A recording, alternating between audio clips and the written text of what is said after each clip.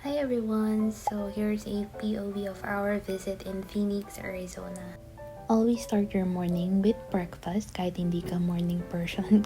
Included yan sa stay kaya kahit hindi ako nagbe-breakfast, napa-breakfast ako.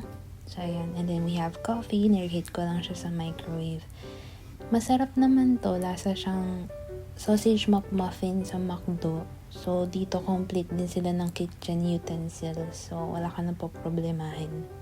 After eating, ayan, nag-floss lang ako and then nag-toothbrush and then ibinalik ko na yung Invisalign ko na pahirap sa buhay.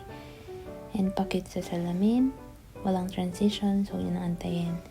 And here's my adorable cousin, Kaya. Ayan, tapos kung makikita nyo yung magkapatid, ang tagal nilang pinag-uusapan yung swimsuit kung paano nila isusuot at saan nila isusuot. Pero never nilang naisuot. So habang nag-aantay kami, nag-video lang kaming dalawa. Sila red, wala lang magawa yan. Kunwari lang pangisi-ngisi dalawa na yan. Pero inip na sila, hindi lang sila makakomplain. Kitang-kita naman. Finally, tapos na magtiyanggi-tiyanggian na magkapatid. So ayan. Nag-drive lang kami from LA to Phoenix. Siguro mga 5.5 hours kami nagda-drive. So nakarating kami ng Phoenix mga 3:30 a.m. pero nakapag-check-in din kami agad. Itong apple, binibigay din to sa hotel. Ayan, so sabi ko ingatan yung ipin niya kasi baka biglang matanggal.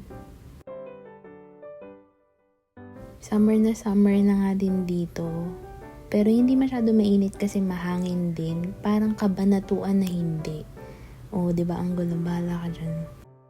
Minsan naisip ko, parang ang ganda din tumira dito sa Arizona. Kasi walang traffic. Kung makikita nyo, as in, sobrang linis ng kalsada.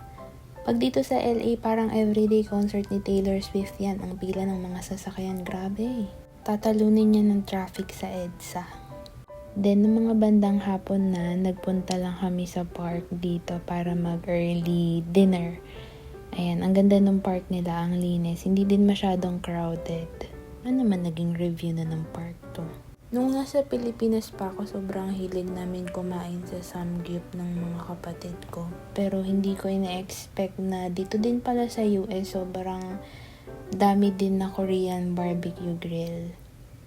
And the video is almost over. Thank you guys for watching. And this is my small family from the other side of the country.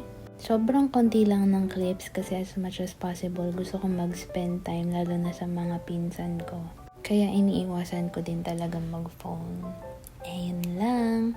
Thank you guys for watching. See you on my next one. Bye-bye!